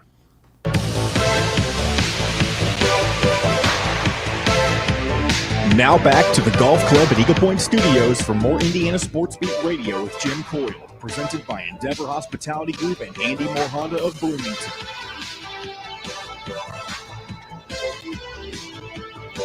Welcome back, Indiana Sports Beat Radio here on this Thursday, December 1st, by the way. 1st of December, man. And now it's okay for people to put out Christmas decorations. Now I'm fine. Once we pass Thanksgiving, I'm cool with it. But I was driving by last week, and I'm like, really? You couldn't wait 2 days, man. Thanksgiving was in 2 days. This guy's got everything out all lit up. I'm like, everybody's got to jump the gun. No, you got to get it going in November when it's still night. I mean, you're running a risk here. So you don't you're not allowed to do Christmas decorations before Thanksgiving. You could do them, but don't turn them on. I mean, you can where light does up it the stop? house, just don't turn it up. Well, where does it stop? Why don't you do it before Halloween? November 1st is the official start date. No, baloney. By the way, we did not bring this up because we talked about it earlier this week. The word that the players are given, the Indiana players, apparently last night it was jellyfish, was not used. No, correct? that was Jalen Hood-Schifino's word. That was okay. Everyone has a word. What was Trace Jackson? See, I don't know if we know Trace Davis's for sure because he answered a question with a reference to an anaconda. And as soon as he did that, we're all thinking, oh, it must be either anaconda or constrictor was his word. Right. And if you have not caught on, Miller Kopp for each presser is giving the players a word that they have to work into the presser. Last night, Jalen Hood-Schifino's was jellyfish, and he forgot until he was walking off of the dais. And he goes, oh, I forgot, jellyfish. And I was like, oh, no, that's too late, man. Don't count. But he's going to have to run some extra sprints, I think, for that one. But the fact that they're having that kind of fun, right? Yep. That says a lot to me. That they're having that kind of fun with the media, in the media, because it was just a couple of years ago, half the team was just, yes, yeah, we're working really hard. It's now these guys all have personalities. They are the cult of personality, but they have personalities and they're not afraid to show them. Well, I think that this is what we talked about in the offseason or the preseason was the fact that Mike Woodson was allowing these guys to be comfortable in their own skin, and so that gives you confidence. And then on top of that, this team has been gelling. There's a lot of good team chemistry there. So I think that you're starting to see that because teams that don't have that kind of chemistry aren't doing this in the post-game press conferences. They're not having this kind of fun. I mean, for how many years this team, they were just so buttoned up, and that's just not who you are. And you can't play well when you're not being yourself. And I think Mike Woodson has basically said that to them, and that's why you're seeing so much success. That's why you're seeing this team play so well together right now. Yeah, and it's just going to get better because, well, I have to say December now, but until yesterday, This is November, people. You've got all of December and January for this team to continue to get better. The key thing is they've got to stay healthy. I'm not concerned that they don't get better. They're going to get better, but they have to stay healthy, as do all teams. Good God, North Carolina, if they had an injury like to Armando Bacot, like with the shoulder or something, their season's over. Now if Trace Jackson Davis was hurt, that would obviously knock Indiana down to mediocrity, maybe above average, probably. But that would be a terrible loss for them as well, even as deep as they are. I don't know that they could overcome that, but they do have deep. Yeah, Josh, Penguin Point, we were talking about that earlier, is a Northern Indiana chain. Elkhart, Warsaw up there. Appreciate we got some peeps up there listening. So we appreciate you guys. Kenneth says that Duke team was great, but that was going back to the 02 team. You guys are still talking about that. Let's see. Robert says the best chicken is in Henderson, Kentucky, place called Sherway. Make sure we're not hitting all these. Man, we're talking a lot of food talk. That's the best. Yeah, well, I know. I just don't want to. I get behind on the comments, and a lot of times they're in relation to a conversation that we've already had, and I was back. Chef JD pointing out Miller Kopp played great defense, and that's a good thing because that was about all he did. No offense meant, but he scored 2 points. He took one shot. He hit it. He had 3 rebounds and 1 assist in 17 minutes. But that's what this team can do. I mean, this is a team that you don't have to score a lot every night. You can. This team is. I guess what I want to say is this team is willing to do the things that aren't going to show up in the stat sheet. Or if they need a guy to rebound, they can rebound. If they need a guy to shoot, they can shoot. This is what I was talking about with Kyler. They have the depth where Trey Galloway was the guy last night. Jalen Hood-Schifino earlier in the game was the guy. That's something that Indiana hasn't had the luxury of having before. They can afford for guys to have off nights or not shoot the ball well and know that they have teammates that are going to pick them up. And so that's why, to me, if you don't play well in a certain game, they've got enough guys there to help them out. And so that's why the stat sheet says a lot. Obviously, you need Xavier Johnson, you need Trace Jackson Davis to play well. But if they're not, you feel pretty good about what you got behind you. Yeah, I was trying to pull up season highs for each of these players because obviously Trace Jackson Davis, we know, had a 30-point game. Xavier Johnson, 22-point game. Malik Renew, what's his high? Did he? I don't know exactly, but Jalen Hood-Schifino, we know he's had, last night he had 10 points at frickin' by the half. Ended up with 14 on the night, but shot 60% from the game. Xavier Johnson with 20 last night, he had 22. My point is there are so many guys that at any given time, Tamar Bates, 22-point effort the other night. Trey Galloway with 11 last night off the bench. Yeah. So there's so many guys that can produce and add that. What I was talking about earlier with this team having 2 and 3 starters having bad nights. Well, when that starts to go away and it's just one starter maybe not having a great night, man, that's when this team just gets more and more difficult to play. And it's just a little bit better shooting. They would be a top 5 team right now. Well, I don't necessarily perimeter shooting.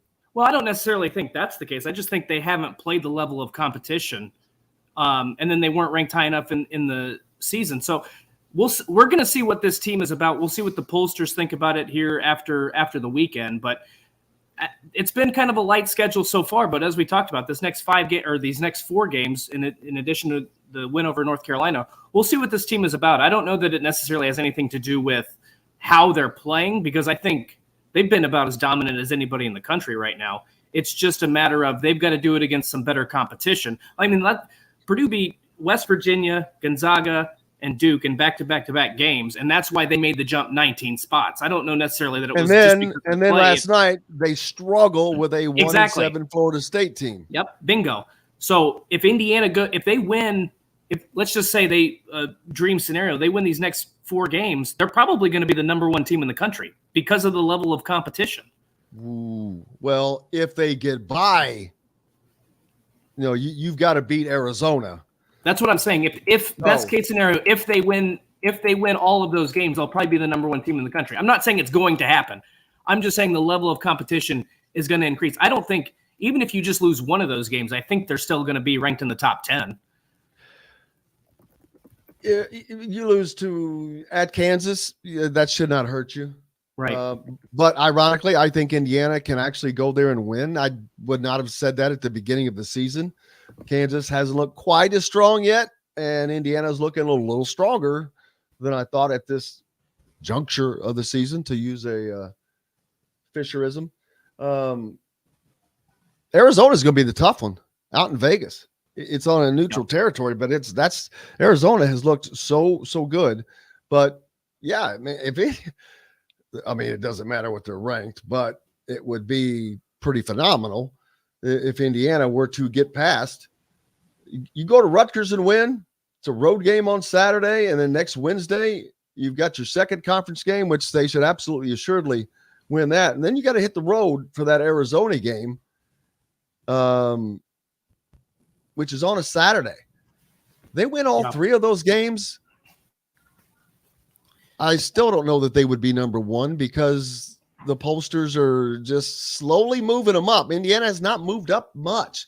But if you then turn around and beat Kansas at Kansas, you would be what? They're 7-0, 7, 8, 9, 10, 11-0. That would put you at 11-0, and then they wouldn't lose again. Right. At least for the next 2 games. Their first loss could be at Iowa. Who knows? Because they have to go on the road. Well, and Iowa's looking pretty good too. But they haven't been. But I think that's my point. They haven't been moved up. They've been hesitant. Pollsters have been hesitant to move them up because of the level of competition. We don't really know that much about Xavier. Obviously Sean Miller's an experienced head coach, but his first season with the program. I just think that if they were able to go undefeated, they would be the number 1 team. Now, I don't know that that's going to happen. That's a tough stretch, and to travel as much as they're going to have to travel in that stretch, that's a really big ask. So I wouldn't put any stock in what their record is at that point. I'm just saying I think you'd see a major jump if they were to make that move. It's just they've been slowly moving up because they haven't really played anybody that much of note until they won last night against South Carolina, until they beat North Carolina last night at Assembly Hall. To do it in the fashion they did, dominate basically start to finish, I think that is going to catch some eyes. But the one problem with that is North Carolina lost 2 games coming in, so that's probably also going to hurt Indiana a little bit. I mean, not just really. Just in the eyes of the pollsters, not as a team. I'm not just in. Well, it's not. It definitely does not look as impressive as had they been undefeated. Hell, if they were undefeated, they'd still be number 1, and Indiana would have knocked off a number 1 team. Right. I don't. Yeah. Exactly. Although they aren't the best team. As a matter of fact, when the next poll comes out, I expect them to be out of the top 25. Yes, they will be. Mm-hmm. What's the fastest the number 1 team has exited the top 25 poll? It's got to be. This is going to be it, I would think, because Mike DeCourcy told us on Tuesday that this is they took the largest drop for a number 1 team in the history of the rankings, I believe is what he told us. So to be eliminated from the top 25 a week later, that's got to be a historic fall. Oh, I think it tied a record. And so now, yeah, I wonder the national Dr. J says guaranteed all the haters that were complaining about social media and the players will be fine now that there is some success. These are still some young men being crazy, silly, stupid. So just having fun. They're just having fun. Just like you do when you go to see Dr. J at Reynolds Family Dentistry. It's pain-free, baby. You just have fun. D. Snyder says IU basketball talk is the best. Food second. See, I told you. People love the food talk. Only if it's good food talk. Derek said he saw some gripes last night about the lack of three-pointers, but they scored 50 points in the paint. Yeah, you don't need to hit threes if you're hitting from elsewhere. When you're shooting 60% from the field, you don't have to hit that many. I promise you, go back and look at some of the teams that actually have won a national championship in the last couple of years. They don't always shoot the three great. But if there's a way that they can just dominate you in other ways and shut you down, it doesn't really matter where the shot's coming from. Then he says Miller needs to get more open for a shot. You know what? Miller Kopp is an enigma. I just don't know. He produces very, very little offensively. He doesn't push it, which is fine. He's not out there gunning, jacking shots up. But I guess I don't watch him enough to know how good of defense he is actually playing, and probably need to go back and I'll go back and rewatch the game. But if he is playing good defense, well, great. But if he's not, I'd rather see more Tamar Bates, more Trey Galloway, more anything to just get more production. But yeah, Denny, you are exactly right.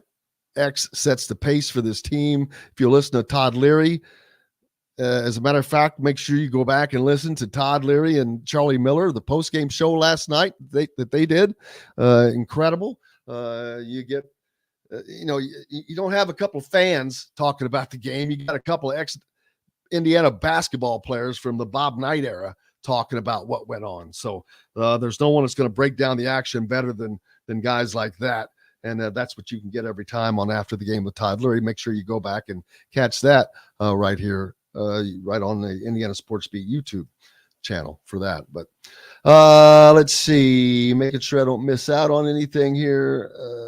Have I missed any good comments, Dustin? Pete points out Purdue's next 6 games, Minnesota might be the toughest, so they will likely be 16-0. Well, I mean, we always talk about that. Look, that's very well a possibility, but at the same time, anything can happen. It's college basketball. This league is tough. It's not going to be easy. I don't know. It's hard for me to believe that any team in the league is going to start 16-0 because of how good this team is, or good this league is from top to bottom. That's just my opinion. Tony says that Kopp is playing more than decent defense. He's not a stopper like X, but he isn't hurting IU at the end of the floor. Well, he doesn't have to be hurting them, but is he doing better than Tamar Bates would defensively? Is he doing better than Jordan Geronimo would? Because they are both producing more offensively. So if you got the same defensively and more offensively, but that again is also why, if you look at the stats, I think Miller Kopp only played 17 minutes last night. Xavier played 33. Jalen Hood, Shafino 35. Trace Jackson Davis 31. Race Thompson 27. Those are 4 of the starters. Then you've got Miller Kopp, who played 17. That is 5 minutes less than Trey Galloway, who came off the bench. Tamar Bates played 12. You got 11 out of Geronimo, and you would have gotten a lot more out of Malik Renew, except he wasn't having a great night. He was 1 of 6, and he also had 3 fouls. So that kind of limited that. But so that's that. And that's that. And that's all I got.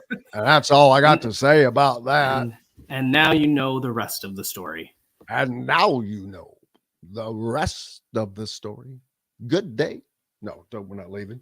But I guess, is it time to take. We have to take a break. Yeah, we are. We got to take a break. Got to take a break. Dustin's got to hit the happy trails, I guess, right? Yep, gotta head out. Are you back tomorrow? I will not be here tomorrow. But I'll be back on Monday. He'll be back on Monday. He's taking another 4-day vacation, man. I wish I had your life. Oh, man. Well, brother, I appreciate you, as always. Appreciate you all. A nice howdy bye as we head into this break. He won't be with us when we come back, but big thanks. We got lots more coming up here on Indiana Sports Beat Radio, brought to you by our good friends from Cabello Restaurant, a part of the Endeavor Hospitality Wow Club. Make sure you go to Cabello, located on the square in Bloomington. Get a taste of the traditions of Southern Italy right here in Southern Indiana. Cabello in the former Grazie location. Back with more right after this. We'll be right back to the golf club at Eagle Point Studios for more Indiana Sports Beat Radio with Jim Coyle, presented by Endeavor Hospitality Group and Andy Moore Honda of Bloomington. Whether you're visiting, that's funny. All right, I've got all the clips you need. I've got Trace talking about anacondas or whatever the hell. A quote from Mike Woodson, a quote from Jalen Hood-Schifino. Nothing specific, really. I was trying to make sure my computer would get something. And Hubert? Yes, Hubert's already been there, so we're good. All right, we'll start with Hubert. Hubert.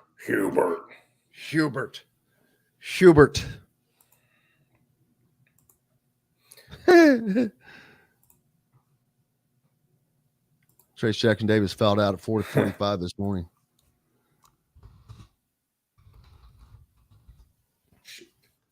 Man, now I got to try to get Brian on tomorrow. All right. What openings do we have tomorrow? You'll have to either 10-10 at the very end, or you can just do one less segment with Alec. Those are your options. All right. So which Dustin's not 8:50 or 9:10. Dustin's not here tomorrow, so open. Correct. Alec. I'm about to break this computer. I've never had this. I don't know if it's a Canva thing or a computer thing, but I'm.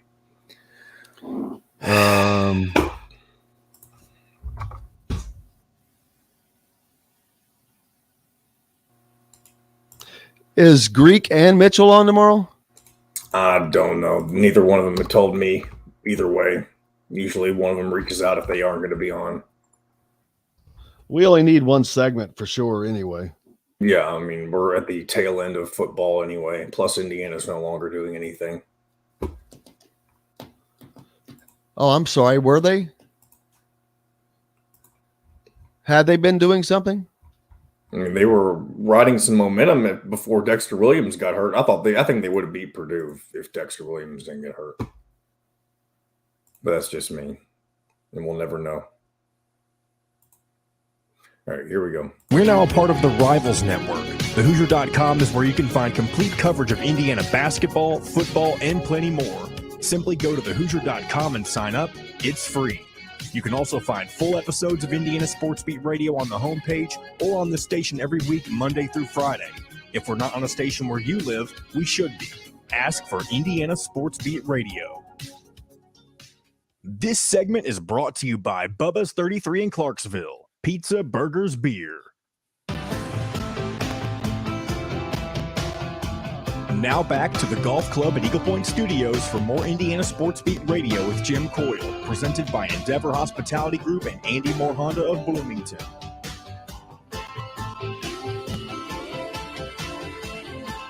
Welcome back on this Thursday to the golf club at Eagle Point Studios, high atop the 18th fairway. Jim Coyle with you. Another incredible show. Please hit the subscribe button and like. If you're following along on YouTube, we would greatly appreciate that. Help us out immensely.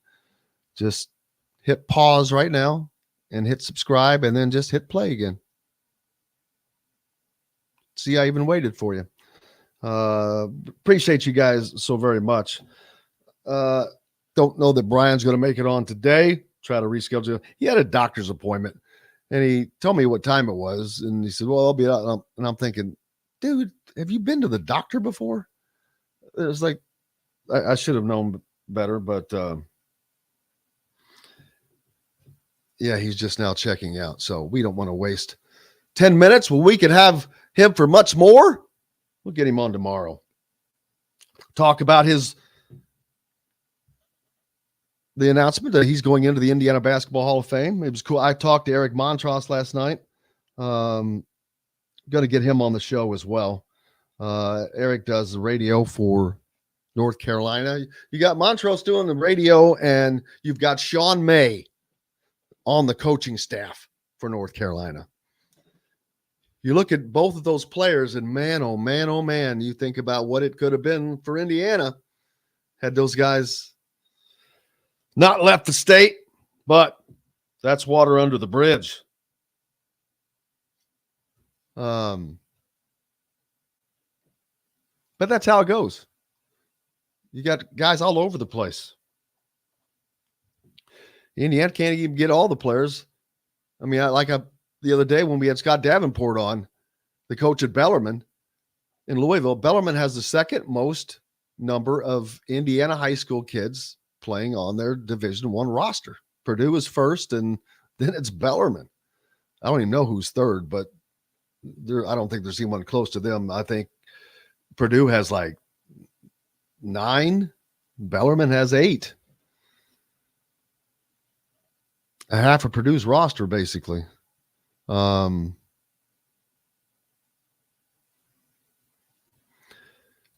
J says when he gets shown up, he's just going to start grabbing his right shoulder like Baycott. He certainly didn't have it last night. I'm sure if he was hurting, that played a part of it, but it was clear that Trace Jackson Davis was locked in and ready to take it to Baycott. He was ready for the big moment the other day. When I asked him, he said, I live for these moments. And speaking of sound, last night after the game, Hubert Davis basically asked, what was the problem? But here's Hubert Davis. There's, I guess, a lot of places to start, but I'll start with. Then go from all the places. Let's begin with 50 points in the paint. What was the issue there for you guys? Well, the issue was Trace Jackson Davis. They have a player that they can run offense through that can generate points for them on every possession. And as of right now, we don't have that. We don't have that in the post. Not only can he score, he's a gifted passer. And so if you shrink the floor, you double team, now you're leaving open shooters. And from a defensive standpoint, you're in closeouts. And when you're in closeouts, guys can put it on the floor and attack the basket. I think another thing is, one of the things is not necessarily returning the ball over a lot, but when we turn the ball over, it's a pick six. Almost every time. We turned the ball over 10 times, they had 17 points on 10 turnovers. So that's points in the paint. And that was the issue tonight. Yes, it was. Speaking of Trace Jackson Davis, let's hear what Trace had to say about last night. Yeah, so I just thought that our defense was very constrictive, like an anaconda. And it was just very, very constrictive. We just really sucked the life out of UNC early, and they couldn't get any big shots, honestly. Obviously, they're a really good team, so shots started eventually falling, but by that time, we already had an 8 to 10 point lead, and we kind of rode it out to the end of the game. And as you can see, it seems like Trace Jackson Davis's word was anaconda or constrictor, like I said earlier. Jalen Hitchafino there trying to not laugh. But speaking of Jalen Hitchafino, he also had some thoughts after the game. Yeah, it was a big-time game. North Carolina's coming off losing 2 games, so I knew they were going to come in, bring energy, and